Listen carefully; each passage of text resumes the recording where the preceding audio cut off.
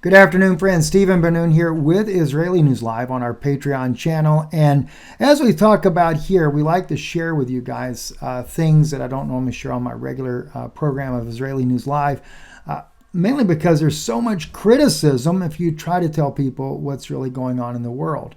And we get into the issue of aliens, where they talk about aliens, fallen angels, etc., things like that. People just can't handle that. And I know that when we come here, you guys, you come here, you appreciate this information. I realize not everybody's going to believe these things. But when I look at this, I also look at this from a biblical side of this. I look at the fallen angel technology. I look at things that are written in our Bible, even things that are written in sources that are not biblical or not in the canon, but were considered part of the biblical narrative at one time. And it is clearly that the fallen angels don't always carry a human-like form. That's very important to note as well. Even angels of God don't always carry a human-like form. I mean, think about it. Biblically speaking, you get those ones that have four heads there. One's of a man, one's of an eagle, one is of a lion, things like that, right? So we shouldn't be alarmed by these things. But generally, when I have meetings and stuff that I have, information is disclosed. I share that with you. Rarely do we ever do anything in written format. But there was a recent meeting with the group in the autopsy department at the Pentagon about the Greys. And so I actually got that via email to be allowed to share with you guys. Now, the email is going to have some part that's going to be blacked out, but I do want to share some of this with you because in a meeting I was in on Friday, we were discussing this subject. This is kind of like a follow-up of that. And the sensitive things that were in this email I've already blacked out because there's just some information I cannot share publicly. But I want to share this with you here. It says, alien gray hierarchy. They're small 3.5 footers are called the worker bee biobots used by multiple races to perform various tasks. Now, multiple races is not human races. He's talking about alien races or fallen angels. Okay, the medium-sized greys are worker bee supervisors. It is not known at this point if there are larger-sized greys. The top-level hierarchy is held by the mantis. All right, when we're talking about the mantis here, let me show you what the mantis are. And keep in mind, and I have to make a disclosure on this because you get some people out there that think that you're putting up a photo of the actual things, and it's not the case. I'm trying to give you visual images. So these are not actual pictures of greys or mantis. It's to give you an idea of similarly what they look like. This is the closest I could find of what the mantis look like. They do have like more of like a human type of body, but their arms and stuff do like a praying mantis. That's why we have that name for them called the mantis. They are the hierarchy of the alien races, actually of pretty much of the entire alien species. But one thing you have to understand about the mantis, they have a queen. In fact, Harold had mentioned to me, he's the German scientist, that he's actually met with the queen before. And the queen, according to Harold, was about 25 foot tall. Yeah, believe it or not. I wanted to see because of working with an individual in the secret space program in our government, if they knew about the queen, etc. And it was told to me that yes, they are very much aware of the queen. And they said the queen is, as even Harold put it, she's very emotional. Whereas the mantis workers show no human emotion whatsoever. They're very just cold, so to speak, but very intelligent. The queen, though, from what I heard from people with the Pentagon that work on the secret space program, said that when she gets angry, because she is emotional, oddly enough about her, that she has been known to just bite the head off of the man that she's speaking to and devour it. No wonder why they call it a mantis. Not only do they kind of look like the praying mantis, but if any of you ever studied in school, if you remember the biology story about the praying mantis, after they mate with the male, the female bites the head off and kills the male. It's kind of weird, right? Anyway, let me go back to what I was reading to you so you can kind of get a little glimpse of this. So Greys have distributed nervous system akin to sharks. Unlike a human who has a core brain that controls everything, their nervous system consists of numerous higher level control centers. Example, one for sensory processing, one for analytic processing, one for memory, etc. This means the biological entity as a whole is harder to kill than a human. So I should say than, not that. The blood. Now we're talking about the blood of these Greys. Alien Greys do not have red blood as humans, although they do have a form of hemoglobin that is used to carry electrical signals higher level of control centers. It appears that alien Greys only need this form of hemoglobin while operating on Earth. Outside of the Earth, it is believed that a plasma-based blood system is used. The plasma-based system can't be used while on Earth as the energy discharges, or gets drained like a battery, in other words. The DNA, it appears that Greys are clones and have interconnectivity among themselves similar to human twins. Their food, it appears that Greys, again, structure is better suited to direct plasma exposure rather than absorbing plasma secondhand by consuming some other life from like we humans do. All right, so their language. They're limited to understanding is known about the native form of the Grey language. However, there appears to be a relationship to pictorial types of languages, such as Egyptian hieroglyphics.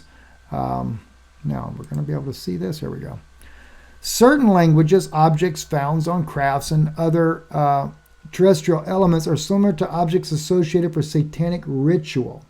And certain earth-dwelling creatures, such as bear man, have a traditional Christian mentality. This makes me think that they're extraterrestrials, and certain earth-dwelling creatures are fallen angels or the result of fallen angels, i.e. Nephilim. Now, that's something I want to repeat again. We'll go slowly about this. On the side note, certain language objects found on crafts, other extraterrestrial elements are similar to objects associated for satanic rituals, and certain earth-dwelling creatures, such as bear man, having a traditional Christian mentality. This makes me think that the extraterrestrials and certain earth-dwelling creatures are fallen angels or the result of fallen angels. Let me kind of explain this to you, because all these things I know at a far greater depth. The languages are because underneath Antarctica, there is a structure there that, and I believe Linda Moulton Howe has actually disclosed a lot of that information in her books that she writes on this subject. But there is a language that was discovered there that is similar to that of the Egyptian hieroglyphics, and also like that of oh gosh, why did I go blank on this? Not Atlantis, but in Mexico you have the, well, I'll come back to that in a minute. Anyway, it uses hieroglyphics down there as well. And we've not been able to decode that language as of yet. Even Steve Quayle has done a lot of work on that as well. The bear man is the very man I've been telling you about that is believed to be a Nephilim that is similar in size to that of a Sasquatch. They're generally about 9 foot tall. They look like a bear, look like a human, kind of like a mix of the two together. But instead of on their fingers having fingernails like a Sasquatch does, they actually have claws, normally about 6-inch claws. Much more, that's one reason why they also add that to not just a bear, but similar to more like a wolf type of creature as well. They have some characteristics of that. This is one reason why they believe that they may be part of the Nephilim or the fallen angels.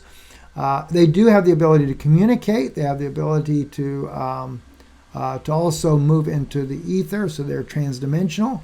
And of course, they dwell in the caves here on the earth. And this is what we've been dealing with in our own national parks, including that of Colorado and Yellowstone National Park.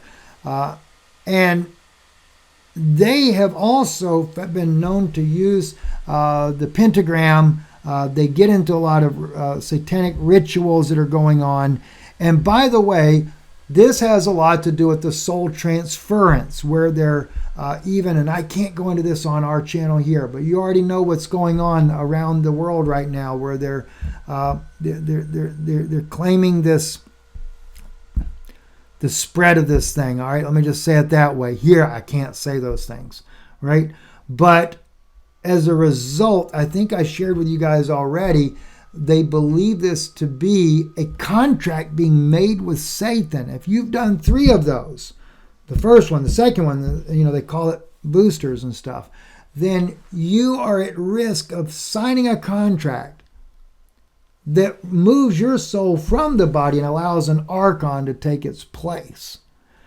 I'm really going to study this from a biblical aspect because I have a feeling this is why we have some of the verbiage in our Bible about those demons that are bound at the river Euphrates.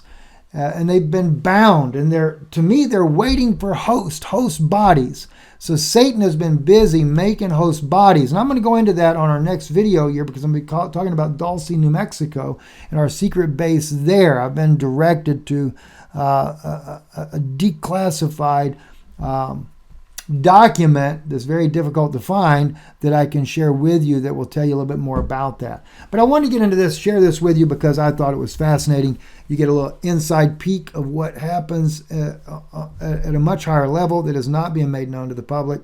And I highly doubt that the public has really known this much about the Greys in the first place.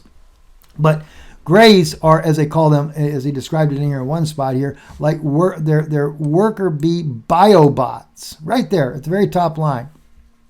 And they serve other alien species.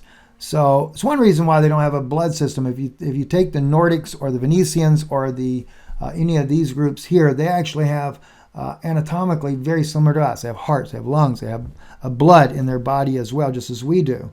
A lot of species of alien, even if they may look weird, have those things. And we say species of alien, remember, Satan has a lot of angels. And his angels, they don't all look like a bunch of humans either. I mean, think about it. Satan comes to Eve in the Garden of Eden as a snake. Actually, the snake was the body that he used, if you think about it, right? But Satan is also described as like a worm. Yeah. No wonder why he chose a snake to use to be able to come and speak to mankind. Anyway, I'm Stephen Ben-Nun. I hope this is a blessing to you here on Patreon to get a little inside look there to see what's going on. And like I said, there's going to be coming disclosures by the White House before too long that we've been in contact with alien species, but they are going to choose either Nordics or Venetians or something like that, something more palatable so that people don't freak out. And we say, like, for example, if you look at Nordics, right? Nordic aliens, let's see why. And there again, this is just to give you an example of, why they choose Nordics to begin with is because they want something that looks human. So that you can think, oh, wow, aliens are so beautiful, or whatever the case may be. And again, this is just a picture. I have no clue if there's any validity of, let's say this lady was really that, or if it's just a painting or a drawing, have no clue. It's only for the purpose to give you an idea of what they would look like. I do know that Nordics, though, are taller than the average human. The females run about 6 foot to 6.5 foot tall. Males, I think, are around 7 foot tall. Generally speaking, they take the younger Nordics that have not matured to adulthood. Those are the ones that are used more in a public setting because you got to remember they live to be about 800 years old. So they're not full maturity. Even say 50 years old is not a full maturity, and they haven't gone to their full height as of yet. So that's another thing that they're able to do to blend into society when they're working with society. Anyway, I'm Stephen Ben-Nun. You're watching Israeli News Live here on Patreon. Thank you, and God bless you.